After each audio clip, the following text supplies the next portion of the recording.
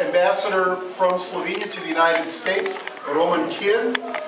This is not your first time in Cleveland, but this is your first time here at the National Cleveland Style Polka Hall of Fame, which is managed by the American Slovenian Polka Foundation.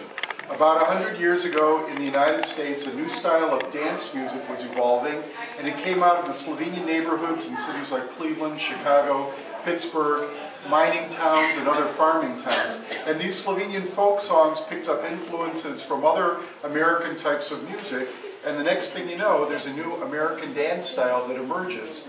And in the 1940s and the 1950s, it achieved nationwide popularity with people like Frank Yankovic, who was America's polka king, the Vadnal brothers, Johnny Pichun, Pecan, Eddie Habit, and different musicians, mostly of Slovenian background.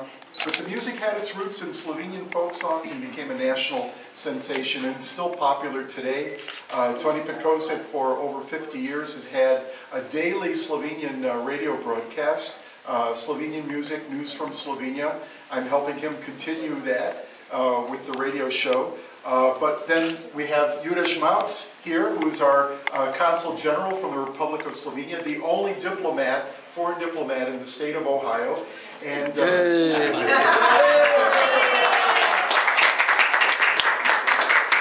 Jure's, part of his responsibilities are to maintain these ties between the United States, not just the Slovenians here in this area, in this, what, 11 states you cover? 10 states you cover? Not in those areas, but also to develop ties and cultural interests with organizations, institutions, and businesses in Slovenia and the United States. So when I lecture in Slovenia about Slovenian achievements in the United States, I always mention that if there's one thing that Americans will know Slovenians for, it's for their happy music through the Cleveland Style Polka. So in 1985, Tony Petrosek and a few other community leaders, we all got together to say, well, Cleveland's going to have the Rock and Roll Hall of Fame and Museum. Why not have a Cleveland Style Polka Hall of Fame and Museum to celebrate this Slovenian music that became a nationwide hit? And through that, we were able to establish a museum. We have our annual awards ceremony. This year in September will be the 25th anniversary of our Delito Nagrad, our awards ceremony. And one of our presenters will be your Minister for Slovenes Abroad, Ludmila Novak. Jure Žmavc has already been a presenter. And we are also, for the first time, hosting a 3-day Slovenian Music Polka weekend at the Marriott Hotel. Tony established the Slovenian Music Festival back in 1963, and it's still going strong, and we attract people not only from around the United States for this 3-day Slovenian Music Festival, but also from Europe, because the Slovenian style of music we have here in the United States is a cult phenomenon in the Netherlands.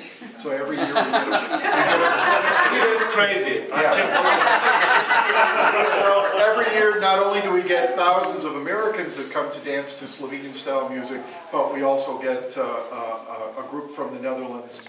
Nizozemci imajo radi našo glasbo, ampak naš ameriški stil, ne slovenski. We also have, in the years past, especially downtown, guests from Slovenia, in fact groups too. Yes. From Slovenia that came to the festival. We have about 1,100 members around the United States, and every year they can nominate and vote for Band of the Year, Album of the Year, Song of the Year.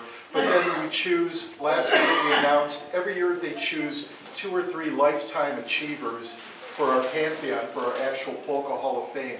And among the names that you'll notice there are also Slavko Ausenik and Lojza Slak, who did come to Cleveland at the time to accept their awards.